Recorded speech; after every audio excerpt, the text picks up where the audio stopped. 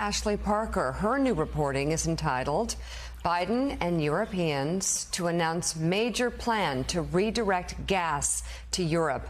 Tell us about the plan, Ashley. Sure. So this is something that President Biden is going to announce tomorrow morning. It's sort of the last thing he does in Brussels before he heads to Poland. And one of the real issues that Europe has been grappling with and the U.S. wants to help with is Europe's dependence on Russia for energy.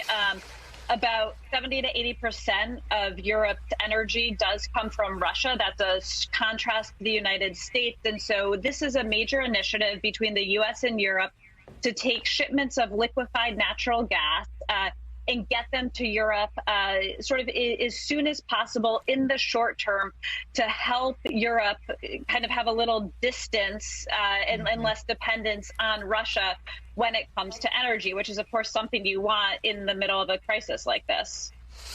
All right, Ashley, and stand by in case we want to go back. Hattie, you might want to go to Ashley, but this distance and dependence is necessary. It's something the United States has sort of put off as well.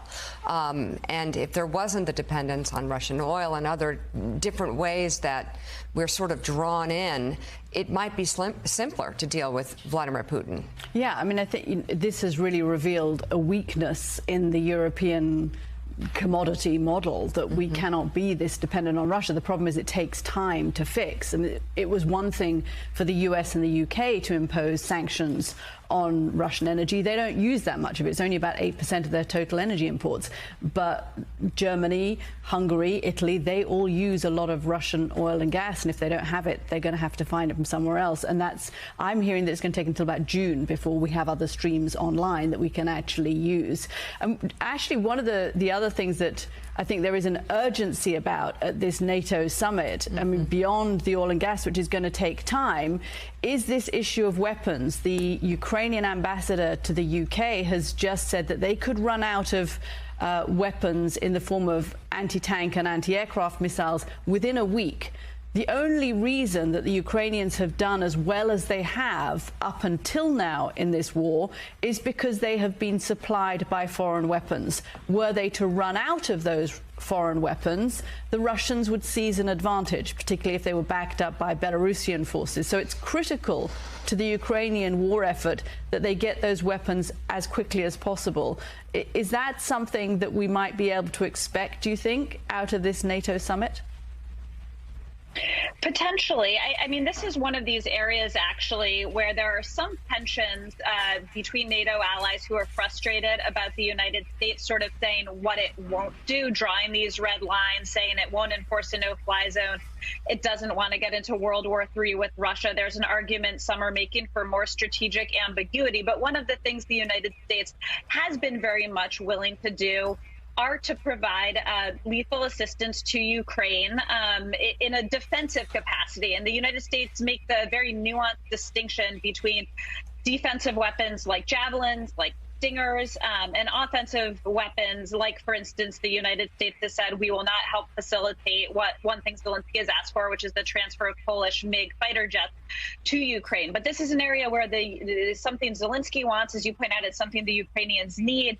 And this is an area where the U.S. has shown a willingness. So it's very possible that this is one of these things NATO allies can agree on and would be happy to do to help. Yeah. Ashley Parker, thank you so much for your reporting from the Washington Post this morning. And Joe, while all this talking is going on, it's just hard not to bear in mind the unbelievable resistance and the casualties, the Russian casualties that the Ukrainians are taking on moment by moment, and also on their own side. Yeah. You know, Richard, it really is a tale of two wars, isn't it? You have the war crimes that the Russians are committing against the Ukrainian people. I mean, some of the images are just stunning. A tank rolls around the corner, sees an elderly couple in a car, and directs aim, blows them up, kills them. We heard intercepts yesterday of commanders sending the orders to destroy entire villages and kill the people there. That's one side of the war. And then you look at the ground war, and you see that the Ukrainians are really pushing back hard on the Russians. I'm just curious. You look across the landscape of this war, where do things seem to be going? And let's just, whether we look at it from Putin's position logically or illogically, what good for him comes out of continuing this war where his troops keep getting killed? Their morale continues to collapse. They're turning on each other. At what point does he bring them back home and stop exposing to the world just how weak his military is? Well, Joe, you're right. There are two wars. There's Russia's war against Ukrainian cities and their society against people, and there's the Ukrainian war, which is their military against the Russian military. My sense is that over time, Russia will begin to try to diminish their exposure to the Ukrainian military. And you may see a reduction in Russian soldiers because they're losing that war, and that's the biggest political vulnerability for Vladimir Putin back home. That, again, was what brought his predecessors in the Soviet Union down in Afghanistan. But there's no reason the Russians can't continue using standoff missiles from significant distances, the war against Ukraine's population. And if their overall goal is to depopulate eastern Ukraine, is to keep Ukraine from becoming a viable country, it's quite possible the ground war, Russia will pull back from it, the war between the armies. They'll continue the war against the population, and that then becomes a frozen conflict.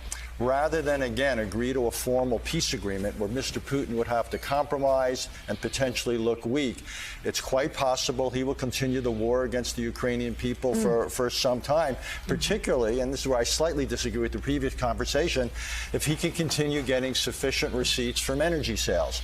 And it's going to be very, very hard for Europe to turn off that spigot. It's a very gradual thing. We have liquefied natural gas. They don't have the terminals to absorb significant amounts of it. So I think we're not talking weeks or months. I think we're potentially talking years there. And that Vladimir Putin's playing for time here. And that's what I think this is about. So we're going to